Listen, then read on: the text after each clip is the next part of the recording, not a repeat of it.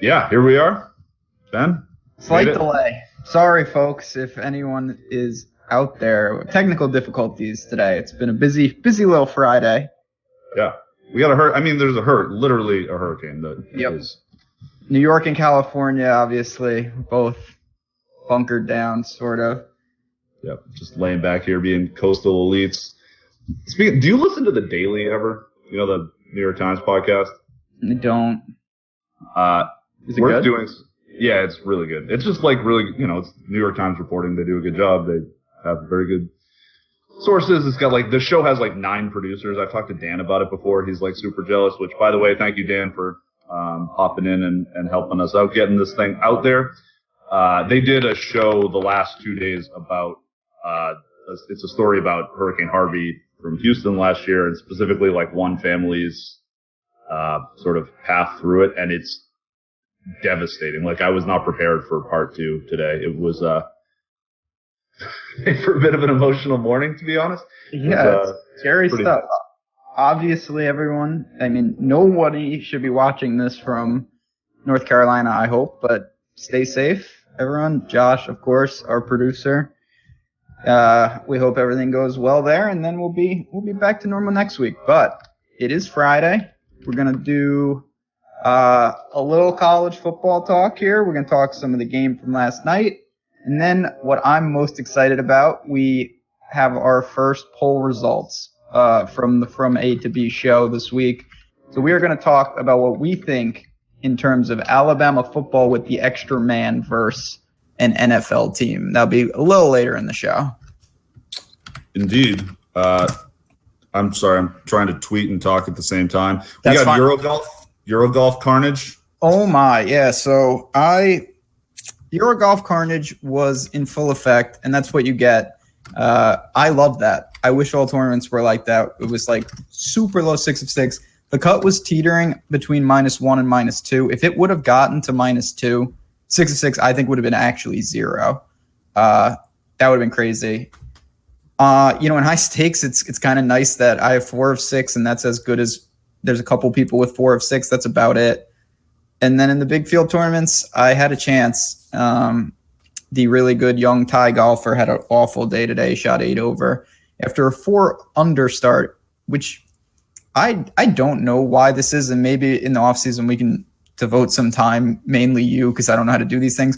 But the erratic play over there it's just crazy on a round to round how many guys miss cuts from positions that you just really don't see too often on the PGA Tour side. Yeah, it's possible because these guys are just not really as polished. So I think that would make sense that there's even more sort of variance in their games. Even you look at some of the really good ones, a lot of the time it's the Euro dudes that have the craziest rovers. It is insane. There were multiple guys who had 10, 15 shot differences. What? Yeah. It could be partially too, you've talked about this a lot, how just how the courses are set up. They're a little more difficult in general. It's a lot more scrambling kind of stuff. And that's usually where kind of weak golfers get screwed, where they'll put up an 8 kind of thing because they're trying to go from bunker to bunker around the green. That can add up in a hurry. Yeah, it's also sorry. I was just going to say the other thing, just to add on to that. You have courses where if you keep it straight, you can score it. But if you're in the you can get a 10 on a hole. That'll do it. Yeah, absolutely. I too got 4 of 6 through in high stakes with the wrong lineup. It was really not smart. I thought I had changed my I thought I had changed my main lineup, and then I crunched some random stuff for the $5, but I had not changed all of them and had a dummy lineup with Ryan Fox and Andrew Johnston in it, which I didn't want to play either of those guys, and neither of them made the cut. Not good. That was the one thing I got right. I did not like him this week. He was very popular. Yeah. But yeah, so we got that. We'll see what that shakes out. That'll be found money if I can weasel out of that. Speaking of weaseling out, I managed to not get destroyed in Showdown last night, which feels pretty good. I actually almost broke even. I didn't play a ton of volume. But I had the wrong captain. That was my killer. I didn't have as much AJ Green captain as I probably should have. I had plenty AJ Green captain. It was kind of tilting. I lost $14 on around 600. So that'll do. Yeah, no harm, no foul there. It was a little bit of a bummer because I had around 30% of my teams were Dalton, AJ Green, Tyler Boyd combos, and I just didn't hit the right Ravens coming back. I was trying to be. Oh, and that was the fourth guy, Buck Allen. I had a ton of those three with Buck Allen. And then there's a lot of like Nick Boyle and Joe Mixon filling that out versus, if I had played and I had the money, I was often trying to just be a little more unique by not spending up for the Ravens wide receivers. I didn't think they were in particularly good spots. John Brown's a burner in those sort of soft zones. Like the John Brown 45-yard catch, he should not have caught. That is specifically one of those catches that does not work against that kind of coverage. And you saw that. There were three guys on him, and the safety had his hands on the ball in front of John Brown and just missed it. Went right through his hands. Brown caught it. But I would have been right there with a few of my lineups if I had Brown instead of Boyle and so on. But, not a big deal. It was an okay game. I wish personally, I think the thing I'm most bummed about is that I was not able to capitalize more on. I don't really believe that the Ravens are a good defense. What they did last week to Nate Peterman and a college offensive line didn't really impress me all that much. So I wish that I had been able to take advantage of that a little more. I think that people are going to know that the Ravens are nothing special from now on, but whatever. And you can take it, we see that with even on a short slate, people naturally overreact to 1 week and things are not always, the Ravens defense. I was with you. I did not think that was all them. And we saw that. It was, we were talking before the show, and the one thing that actually really struck me super surprising was I played some Thursday to Monday, in the traditional format. I used Mixon, and I was stunned that Andy Dalton was, in higher stakes, basically like the Wildcat and stuff. Andy Dalton was non-existent in terms of ownership, and AJ Green was literally zero Andy Dalton teams in the Wildcat. Yep, and AJ Green, I think there was a handful of teams, and most of them were pretty heavy. There wasn't too many people that just had AJ Green. I think one guy. I was stunned. I did not think that would have been the case. I would have taken a much harder look at pairing them up, and I would have been a huge advantage. That would have been nice. Yeah, I'm pretty tilted by that. The number, because if you took the projections for a FanDuel or Osmo, my projections, the FanVice projections on Osmo, if you would just put them into Cruncher and said, I want to stack quarterback with two options on his same team, the number 2 stack that was spit out was Dalton and Tyler Boyd with Mixon, which would have been a bummer. I used Mixon anyway, but I didn't really think to use that because I thought Dalton would be somewhat popular, but same. Total bummer. That happens. But yeah, it was, it's one game. It was strange. Mark Andrews caught a touchdown for me. That's what really saved me. That was very fortunate. Picked the right tight end. I really did feel like, one of them was going to get some looks in the red zone. He was the fortunate one. And he, having watched the game, he was out there a ton. He was out there a ton on passing downs. They want to use him. I think he's probably going to be a pretty nice play going forward. I would trust him way more than I would Boyle. And I think that fits into his natural skill. He has some abilities. I think that he could be an actual valuable, we'll see where his career goes. Not projecting him, Travis Kelce, but I'm also not projecting him to be that. So you're not projecting him as Max X Williams either. That's right. I think that's the more important distinction. He's not that guy, the double X man. Indeed. I don't know. Anything else stand out for you in that game? No, Any takeaways? Not really. I think when it comes down to it, those are two pretty mediocre teams. I'm not impressed by the Bengals, to be honest. The line's good. Yeah, they have some pieces. I'm not saying they're going to be a horrendous team, but I don't think there's many scenarios where I envision them a factor, in the season. No, certainly not. Okay. I think they are a thoroughly mediocre team. I think Dalton is going to be someone to play against mediocre defenses, and he's faced a mediocre defense and a bad defense to start. The Ravens are fine, and Indy is not very good. I think that I've talked about this a couple of times, but the Bengals offensive line has gone from absolutely horrid to serviceable. Like, it's not good. There's some holes. Price, the first round center, got hurt last night too. I don't know how bad that is, but I saw him on the sideline in a walking boot. That's probably not great. But Cordy Glenn's fine. Like, they just had awful tackle play last year, and just being okay is fine against normal teams. I think that the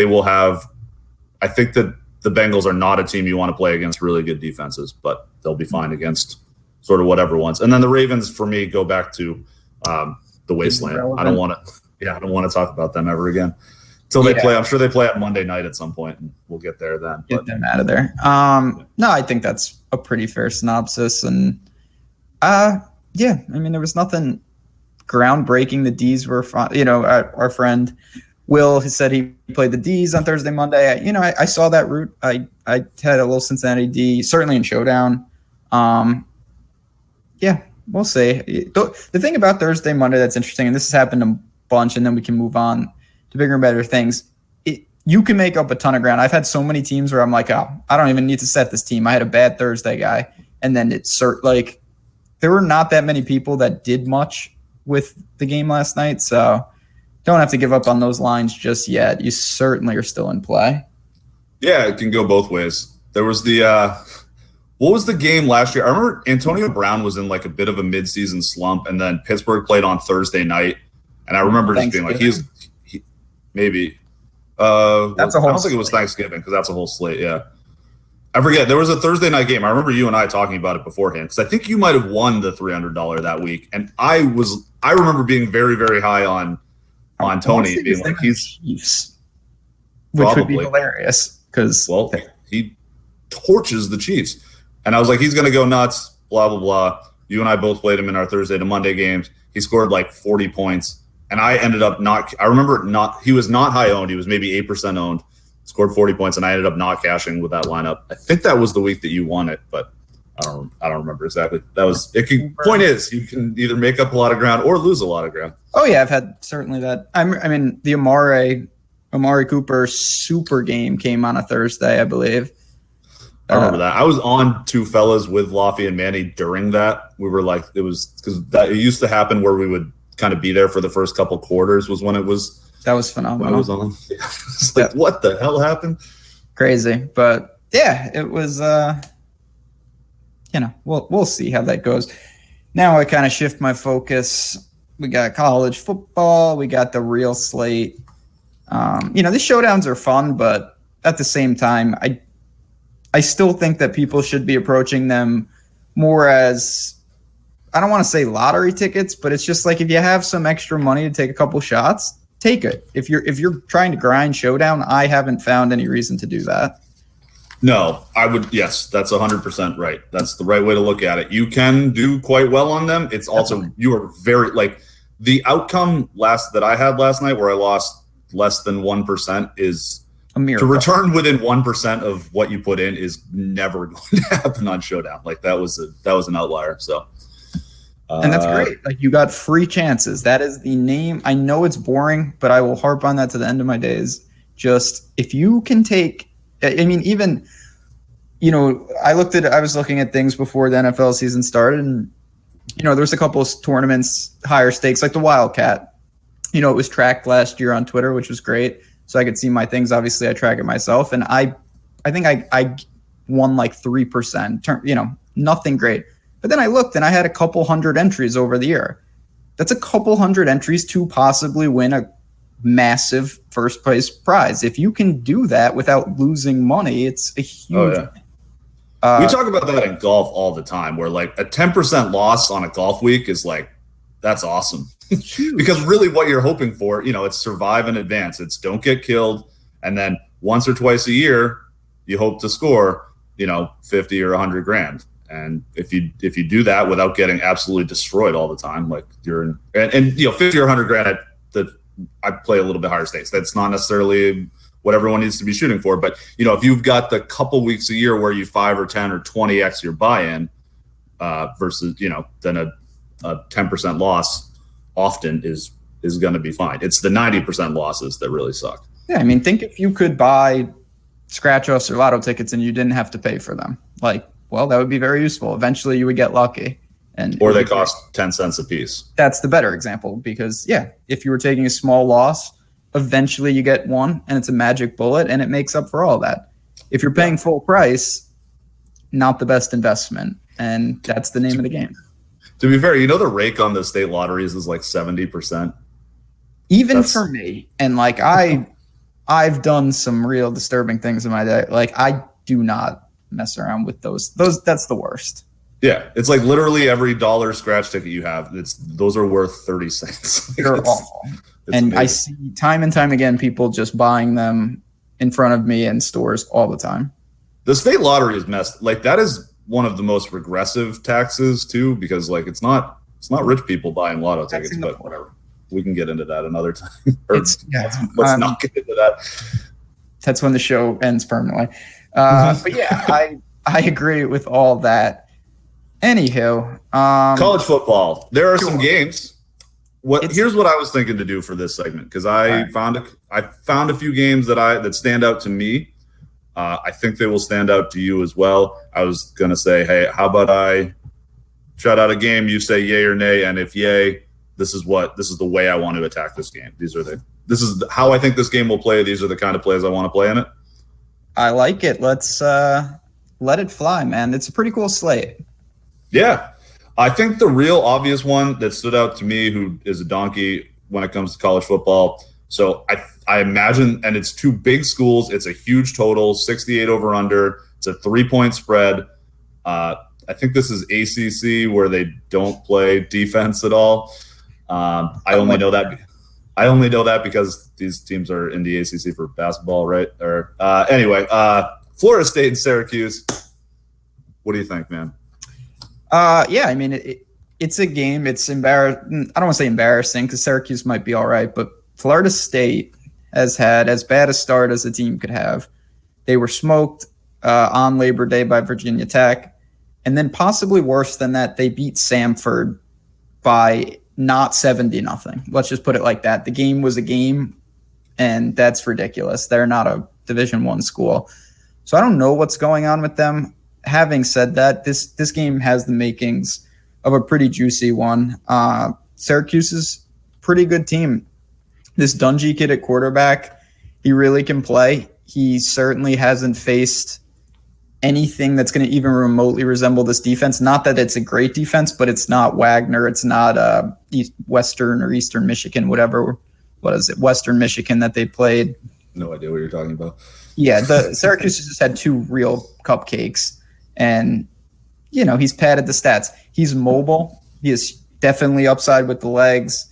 He's going to lean on that offense. So you can look there if you want to pay, pretty serviceable price for him. On the other side, no real interest in Francois. I'd be lying if I said that. It just doesn't seem like the best spot. Again, he was not terrible against Virginia Tech, but it was pretty bad. Receivers didn't do great either. Samford, he had a game, but I'm not reading anything into that. I would rather try to buy low on Cam Akers, who also has had a pretty bad start to the year.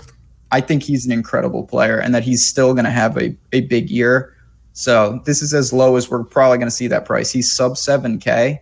And, some guys start slow. That happens. But competitive game, you can certainly look to either side. I'm not saying it's one where I know it's a big total and it looks stackable, but from what I've seen and I haven't built yet, it doesn't seem to fit great when you do try to stack it. You know what I'm talking about? How some games just I do. Yeah. Well, that's why I'm glad that I'm coming in here blind and asking you about that, because my first impression is looking at that, it seems like everyone's just going to try to get as much of that game as possible. But yeah, if you've got a running quarterback that's more of a naked option and a running back that's on the other side of the ball, it's off to a tough start. Are there not stud wide receivers on either team really? So it's one of these things and maybe I'm off base by saying this, but this is just how I feel. They just have a bunch of guys that maybe someone's going to separate when the year is done. But right now, it just seems like both teams have a handful of guys that are somewhat viable. But it's a mix or match. One of them probably going to have a nice game, and I might take some shares of each. But when you're pairing up, say you run Dungy, and you want to mix and match him, you use Custis or you use Butler, whoever it may be up there. It's tricky because their floors are so low, and now you have two of them. You're really hoping that he doesn't run on the ground, and you're hoping, obviously, that they move the ball, which is not a guarantee. I mean, we'll find out how good Syracuse really is this week. Yeah, we certainly will. They're only projected for 5 touchdowns. That's not that big of a deal. It's just, I don't know. You see, it's hard to not get somewhat incepted. I mean, I guess I'll ask you this. 4, my bad. They're the underdog, but continue. Yeah. And I guess there's no real answer, but you find schools. There are certain schools. Syracuse is one of them. They've just crushed 2 teams. I don't think we've learned anything about them. You have that, and then on the other side, there are teams who have gone out. Florida State is not a perfect example, but I can still kind of use it. They played Virginia Tech, who's clearly a very good team. They looked bad. Now, maybe Virginia Tech is just really good, and it was the first game, and they're shaking off some rust. So we're still in that kind of phase where we're feeling these teams out. And I just feel like sometimes people see, Syracuse's offense is super prolific, maybe, but they're not going to play Wagner too often. So yeah. All right, fair enough. Let's move from that one. Quick, this is a quick aside. I don't think this game is particularly interesting, I would imagine, but any idea why Dan's University of New Jersey fighting Rutgers is only a 44 over-under, them in Kansas? So the fact, and Dan is a great man, but the fact that Rutgers is underdog to Kansas is one of the worst. Kansas football is so incredibly bad. It's hard to be that bad. And they won last week, which is a miracle. That game is pretty ugly. It's just 2 bad teams. There's really not much to say about it. Kansas, it's bad offense more than it's good defense. It's just horrendous. Yeah, they have no skill players whatsoever. Kansas hadn't won a road game in, I believe it was 10 or 11 years. Wow. Which is insane to think about just by random chance. And they won one last week. So the Jayhawks are flying high. They're on a 1-game win streak. I haven't looked. That's about enough of that. Come on. Yeah, there's nothing to say. I will say they're not even on the slate, are they? I don't know. No, I was going to say, I hadn't even seen those teams. Thank God. I just saw a very low total and wanted to poke fun at Dan. That's fair. Because it tilts him really bad when I call Rutgers the University of New Jersey. Okay. Here, the other game that seems exciting, and we did sort of talk about this one beforehand, 2 very unique styles. We've got Army and Hawaii, pretty big over-under. Army's a touchdown favorite. But what's the deal? Army yeah, go ahead. No, it's you're right on. So Army, as we've talked about a little, the academies, they run the triple option.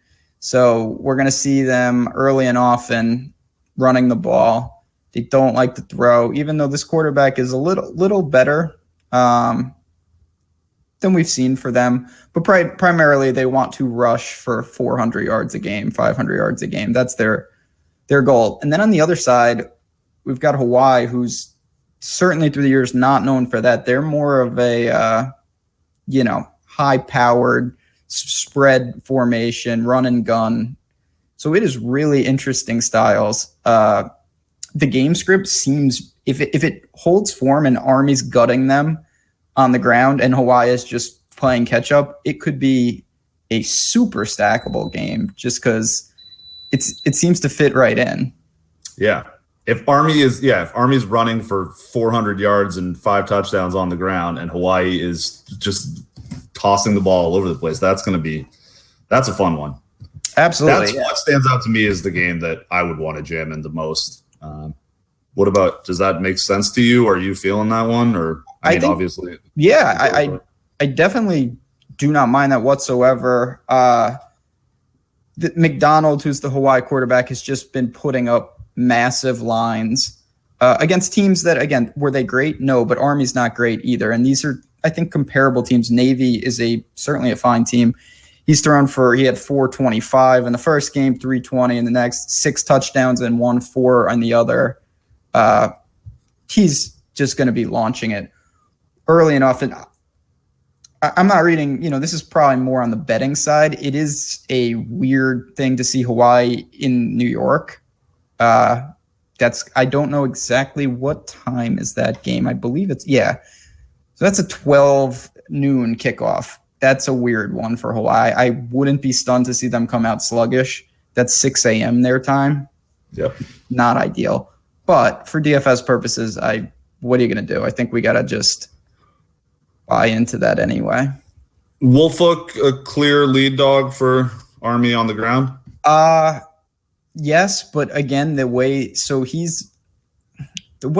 a triple option works, it's very confusing. They have fullbacks and things like that, multiple running backs. He's kind of the guy on the dive. So when the quarterback, he's at the line and he hikes it and he turns and there is a guy right there. That is him. So he primarily gets those. It's hard for him to break a run, but red zone work, absolutely. He is their lead guy. And this quarterback, again, he hasn't been there too long and taking the reins, but he's been serviceable for sure. The tricky thing, and you mentioned it in the Syracuse, it's tough to stack a team like Army because they don't connect for plays. It's all handoffs. So how are you getting any correlation? Who's breaking one? Do they have more of a home run hitter guy? Do they have a fast guy? Or it's a good question. To be honest, I don't really know. And that's something I'm going to look to.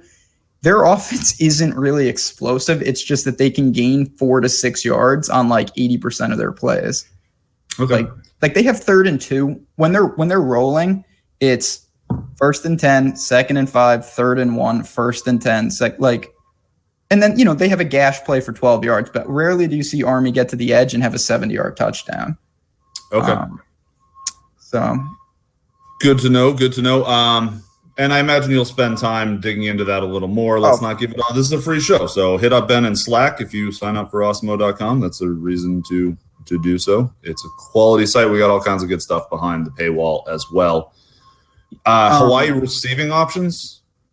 Yeah, absolutely. So, and I that's a perfect segue. So the one guy, and I'm not going to say this guy is a home run hitter, but Army does occasionally, they pull it and they throw a pass. Camden Harrison, we saw against Duke, caught a bomb. It was like a 50-yard touchdown. So he's basically the min 3,400. You can look there. It is tough, though, because you're not going to have many targets unless they fall behind. He might get a clear run. Sometimes these guys are wide open in these triple options. That's where they really make their big plays, is on that play action. But on the other side, Hawaii, again, what they want to do is throw the ball. They're going to throw the ball, and I don't really think that Army's going to have too much to say about it. You have options, butchering his name, but Ursau and then the Bird guy, both have just had massive showings. 11 for 90, a couple touchdowns for Bird in both games, which has been big. And then this other dude is just a yardage monster. He's averaging like 150 yards a game, about 10 catches, a couple touchdowns, 3 touchdowns through 2 games, not to mention what they did against Colorado State early. So you can mix and match both of them. If you pair all 3, you can do it, but I'll say this: you're pairing a lot of salary. It's 2 expensive receivers and a expensive quarterback. You need probably 5 touchdowns to them, and that's a big ask. Can it be done? Yeah, definitely. But it's, we've talked about that on last night's show. It's more about how much of the salary you're allocating to the stack, not the number of players. Okay. This JoJo Ward guy is 4,900. He broke some big ones against Navy. Similar physical profile to Army, at least. There's options, no doubt. They're running multiple dudes. They're spreading it. The ball's going out. So if you don't want to buy up for the two, you can mix and match. I think the best thing if you're making multiple teams, of course, is rotate. Pair them up with different guys. One of them's going to have a big game. One's not going to have a big game, most likely. That's just the way it is. To be honest, I feel most comfortable with I'd rather pay up for Ursau at 81. He's a very good player. I expect the targets to be steady around, or the catches to be steady around 10 a game. Like, I don't see any reason why his production would decrease. Not saying that Birds necessarily does, but he is the number one option on this team. Okay. That is good to know. Quick catch up with the chat. There are a couple different questions. Will had a strategy question about what kind of tournaments to enter. I think we should get into that after our college football segment because that is interesting. S. Boyeri, favorite fantasy defense. Eagles are going to destroy Tampa Bay. That's going to be a fun one. Michael Wilmot says Rutgers couldn't beat a ladies typing college. That's a shots fired. And then Rahul, who we've seen a couple times around here, how about running a Hawaii stack and running it back with the Army wide receiver? So Camden Harrison and all the Hawaii. What do you think about that? Yeah, are you saying Fred Holly from Hawaii? That's their running back who's, again, it's funny, and we've seen this with other teams, and maybe I'm guilty of it too. They're run and gun, and that's what they do. They throw the ball over. When you do that, it's kind of the opposite of Army in the sense that Army gives you those really easy passing, huge, breakaway passes. Hawaii, it's the opposite. When they run it, it's pretty open because no one's really expecting it. So that guy's had 2 effective games. And I'm not even including that week 0 game, which was a game. It's just not on DraftKings, so I don't have the box score in front of me. I do not mind going that if you want to be creative, but keep in mind it's all somewhat predicated on setting up that pass. Hawaii is not a run-first team by any stretch. Okay. Fair enough. Let's see here. Is the OSU-TCU line a trap? Is that game? Is it a trap? That game's at night, so I doubt it's on the... That's not on. It's not. I had not noticed that game, so that's because it's not on the slate. Cool game. I'll say this real quick, and then we can touch upon a couple others and move on. Is it a trap? No, I think I don't know which way you're exactly referring. It's in Jerry World. TCU will be ready. Ohio State's the better team. I think the spread's 13-ish. I think it's pretty fair, to be honest. Well, it's going to depend if Sean Robinson can be effective. I think he will be effective, but I would still expect Ohio State to win. Okay, fair enough. Last game that stood out to me, and then we can talk about this one for 5 minutes, and then you can kind of give other pieces that you like for the college football slate, and then we'll move on. Mm-hmm. The last one that I noticed was Boise State and Oklahoma State. That seems like a good one. It's got a 65 over/under, tight spread again. Oklahoma slight favorites at home. Boise is ranked. Oklahoma's not. What do we think here? Yeah, good game. Boise State's good. It's in Stillwater. That's a big deal. That team is very good at home. Should be up and down. I like the over in that game, which would make me say definitely good for DFS purposes. Start with Rippon. The Boise quarterback is another. He's a veteran. He's a player. He knows what he's doing. Hasn't faced really anything yet. It's going to be tougher. I don't think their defense is great, Oklahoma State, but it's still a step up from UConn and Troy. So I don't mind him. He's almost in the cash range for me. I expect a solid game. Not a ton of upside. I don't think he's going to be really throwing it all over in the sense of going nuclear, but you can look to him at 8,500. Modster would be the guy to pair him with. I think that's pretty clear. And then on the other side, this can be a cool test. Obviously, they had Mason Rudolph last year, who he's Big Ben's backup now. Oh, yeah.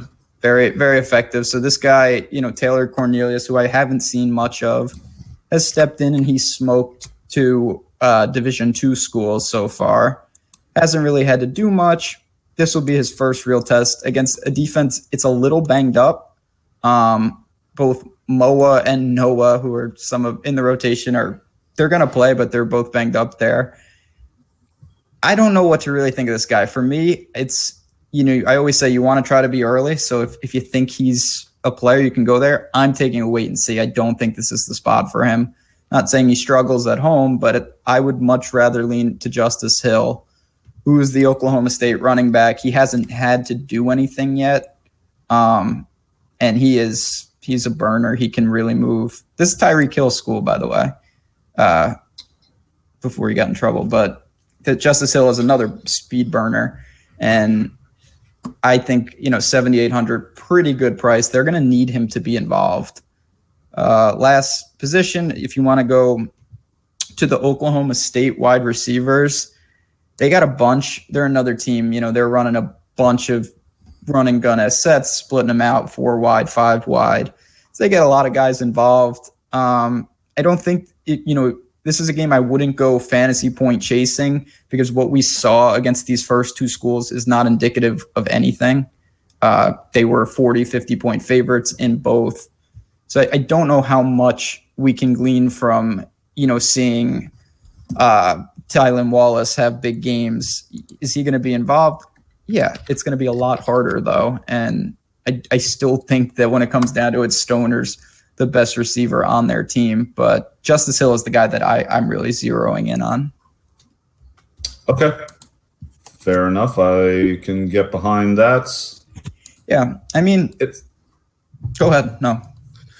Any value you like, because I'm hearing, as we've talked about this, where did I put this? We're really into the Hawaii guys who are quite expensive. Really like the running back from Florida State, who's pretty expensive. A lot of $7,000 to $9,000 guys we got in play here. We're going to need some value. Any from any school, anything else sticking out to you? So one thing to note, I can tell you firsthand because I had them very heavily last week. Georgia Tech lost their lead back. They're another triple option school. Benson is out for the year now. Marshall is banged up at quarterback. I believe he's all right, though. But they're going to have to fill the void, and it's not just next man up. It's multiple people will be moving up because they use a bunch of backs. So Mason is going to get a big boost. Qua Searcy, who is more of the home run threat, they split him out. He catches balls. Both of them are, they're not super values, but one's 54. The other's, what is he? He's flat 4K. What is this? Qua Searcy? Yeah. How do you spell that? Qua Searcy, QUA space Searcy. Again, his touches haven't been there in the way that I hope to see them. He's had a couple of carries, couple of receptions, but again, they're big playability. And I'm hoping that he's a little more involved now that they're going to need everyone to step up. So I don't mind going there more in a tournament setting. And then this one, we'll talk in Slack, so check back on me with this one. But I will say that, and tough matchup, very tough matchup, but the Kent State quarterback, Woody Barrett, has beaten up, he played Illinois, who's a fine school. They're not good. And then he crushed Howard. Very mobile. He's had 2 big games. He's sub 5K at the quarterback. So when you have a super flex, if you think that they can, I'm not going to say they're going to hang in with Penn State because they're not, but if you think they can move the ball a little, and we saw in week 1, Appalachian State, who's a good school, they probably get a raw deal just because of their name. They gutted that defense. They lost in overtime and they hung 30 or 40 on them. So at 4,800, a guy that's mobile, I don't mind possibly looking there if you want to be aggressive. Okay. Any wide receivers that you'd consider tossing in with him? Oh, God. Harold, McCoy, Kerrigan, those appear to be the guys. I'm literally doing – this is funny. This reminds me of like when we would go on the Lofty and Manny Serious show and they would be asking us about golf and they'd be like filling out lineups while they asked us questions. I'm basically doing that with you right now. So talk to me, buddy. Yeah, I mean – I would not play McCoy. Again, obviously, this is Kent State. I would be lying if I'm uber familiar with this team. But I can tell you that, I mean, just looking at the box score, he did his damage against Howard, which that means less than nothing. Harrell is their number one receiver.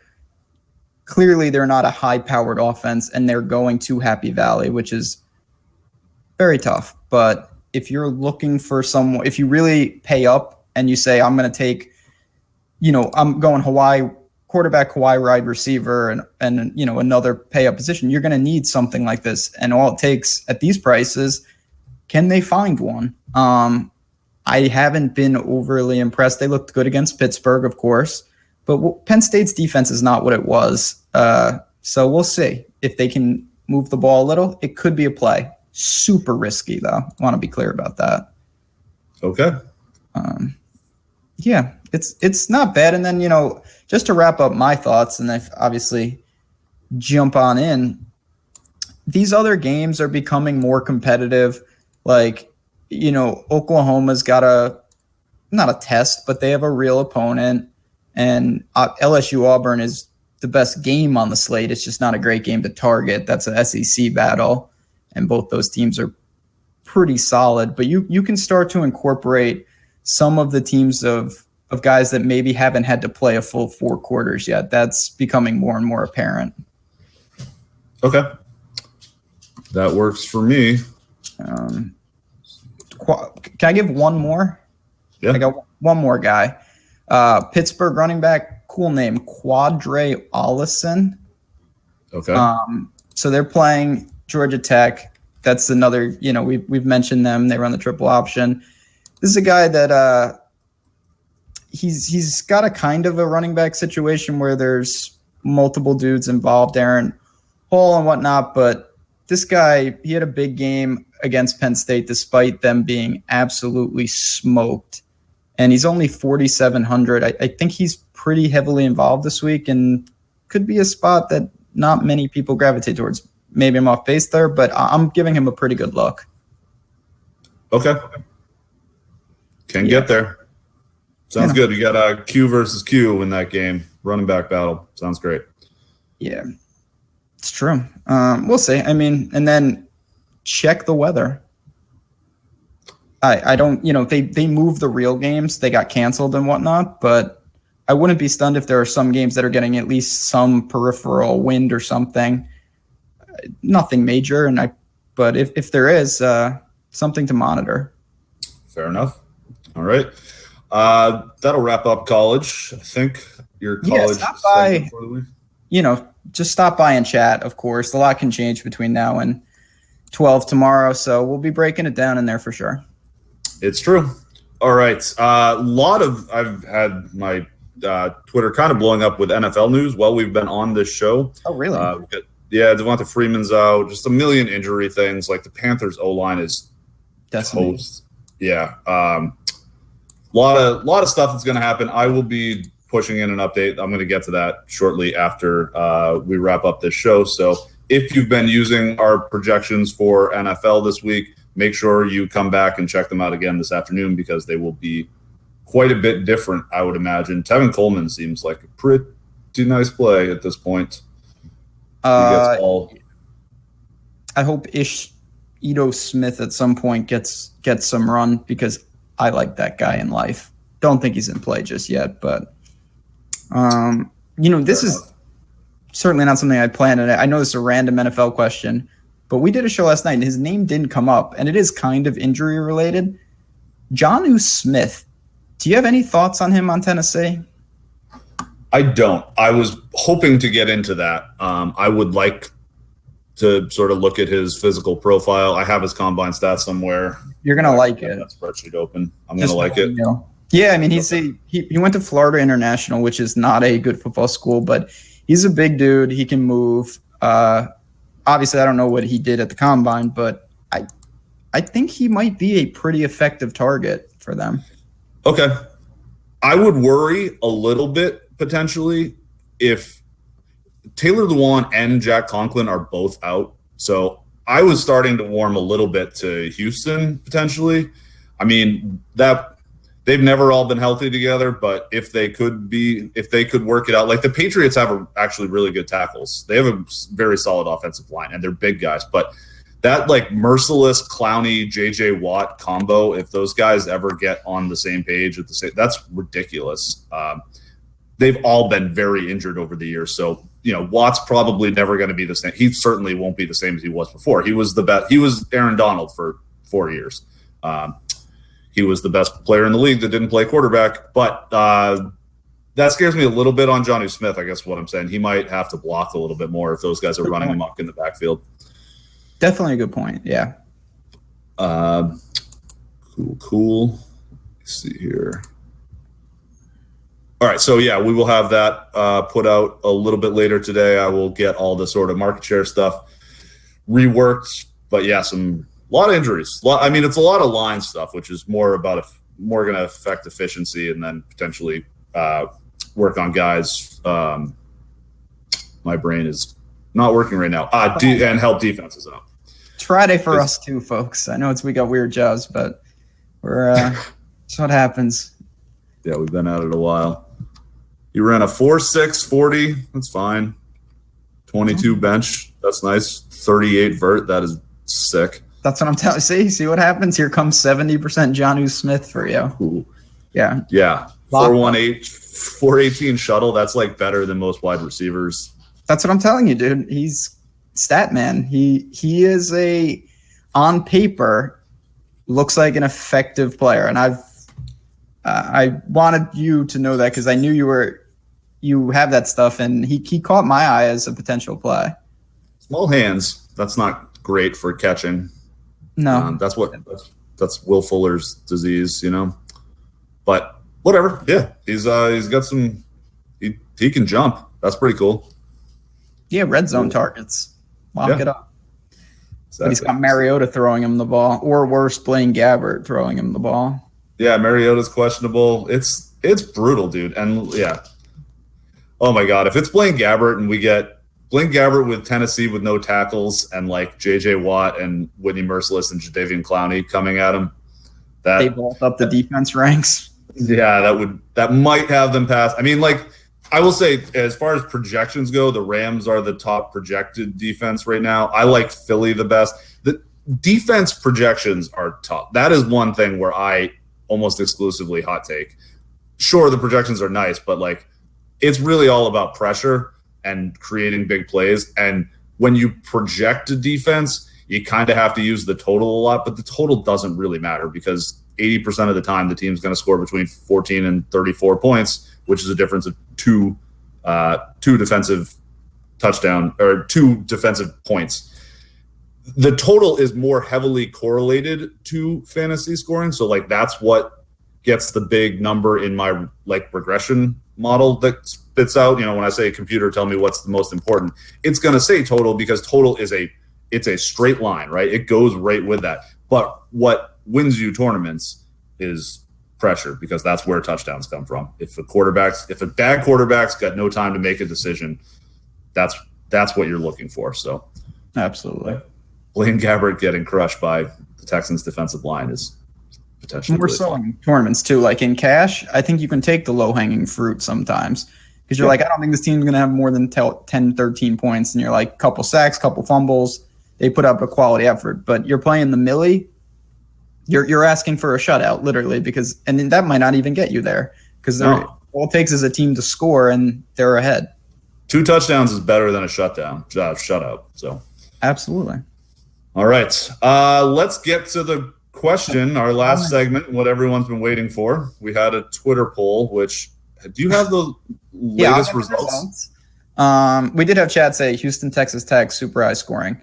100% agree. They're not on the main slate, but that's a juicy one. I will be looking at that if I do play. All right. So we asked, I'm going to read the question. I'm going to read the results. Would Alabama football with 12 players on the field at all times be the favorite in a game against any NFL team? The results are in. 202 votes. 76% said no, they would not. 24% said yes. Those are the results. Yeah, no, those are. I wonder if when we wrote it out, if we led them down a little bit by capitalizing any. I sort of wondered that after the fact. I mean, maybe. I will say Siege was adamant that they would be favorite. He picked the right team. Yes, the Bills would be the team. So do you want to give your thoughts? You want me to give my thoughts? I'm interested. Go ahead. Yeah, sure. I'll go first. I think if you're gonna say it is the Bills because the Bills just don't have the offensive talent to just blow a team away. But more where I'm into this is like I don't know that Alabama would be able to score any points against an actual NFL defense, even with 12 guys. They would need, if they were going to do it, it's with Nick Saban as their coach, probably not. He's not like a big schemer. He's a recruiter. Like that's what he does really well is he gets to pick from the top recruits in the country. He's better at talking to kids and saying, we'll slide you $5,000 under your mattress or whatever than anyone else. Like that's his skill.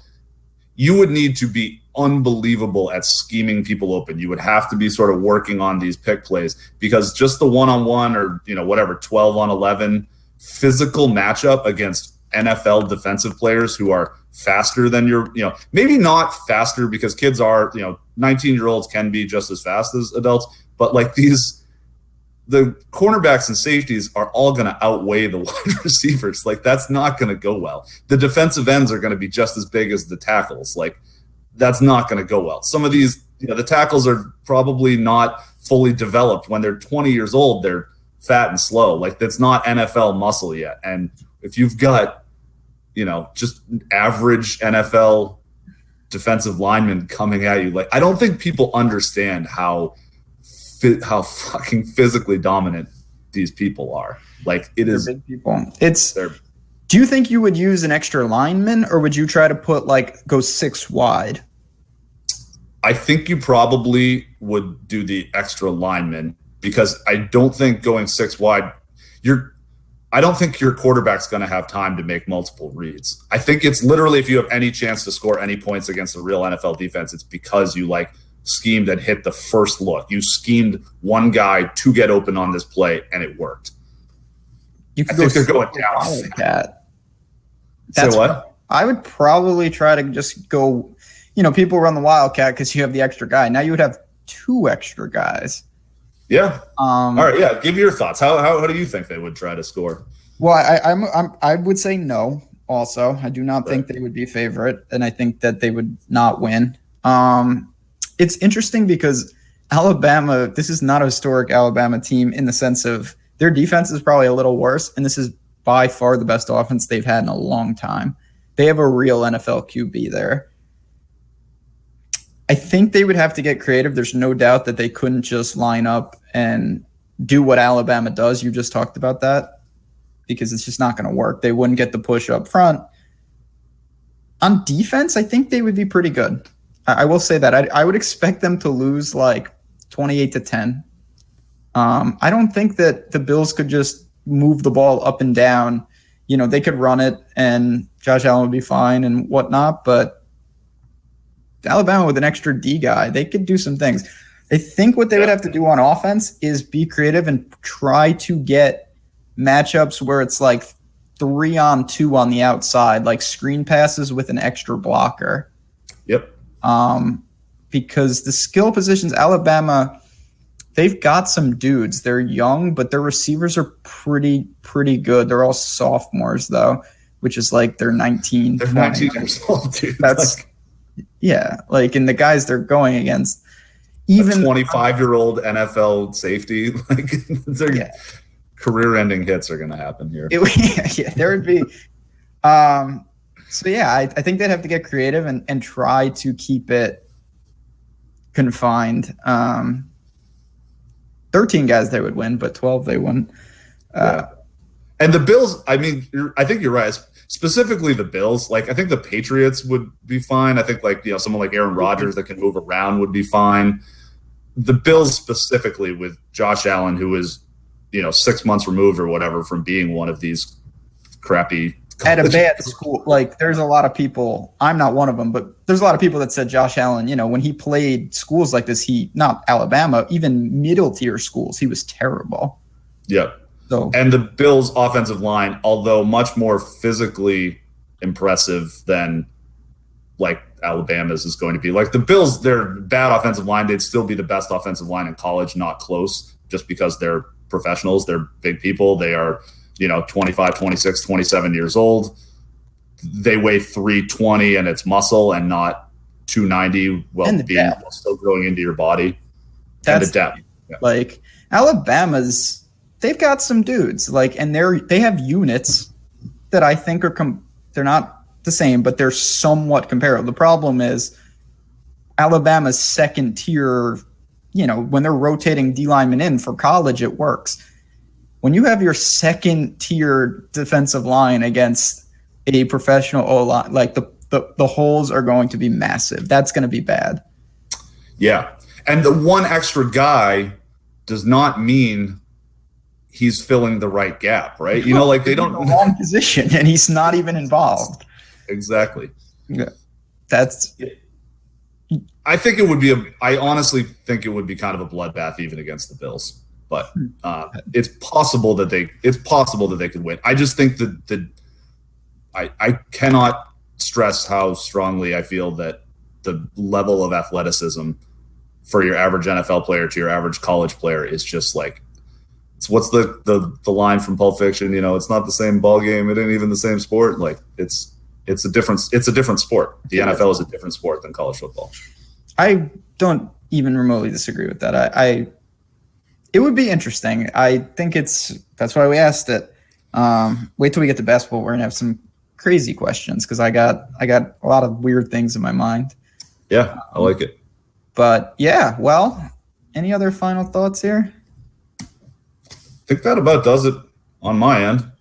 You will be around in Slack for college football tomorrow. I will be working on the NFL projections this afternoon. Should have those up to date within about an hour.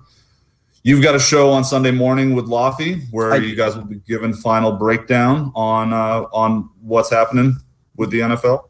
Yeah, so it's going to be more traditional show that people, we're going to go game by game, talk about positions. Very unlike this show where we kind of bounce around. It's very structured to the slate. So we'll be doing that. And then obviously it's been a little crazy with the hurricane, but next week, we're going to be back to our normal schedule. We'll be 2:30 Monday, Tuesday, Wednesday, and Friday. And then obviously on Thursdays, we add in the extra fella talking football. So we got that. Monday, we'll be rolling around. We'll be posing a new poll question. So get ready. We'll have to think on that of what it's going to be, and we'll go from there. Yeah, and feel free to get a debate going on Twitter about it too if you guys are into that. We want to hear what people think. So very good. We do. All right. Well, thank you very much. Thank you, Dan, for coming in and bailing us out. Josh, hang in there. I hope your rental house is awesome. Does sound like Josh's house looks like it's okay. He lives in Wilmington, and that's where scary. It happens. So, he will likely be at a rental house for the next week or two. So we will figure everything out. It will be fine. Thank you for tuning in to From A to B, presented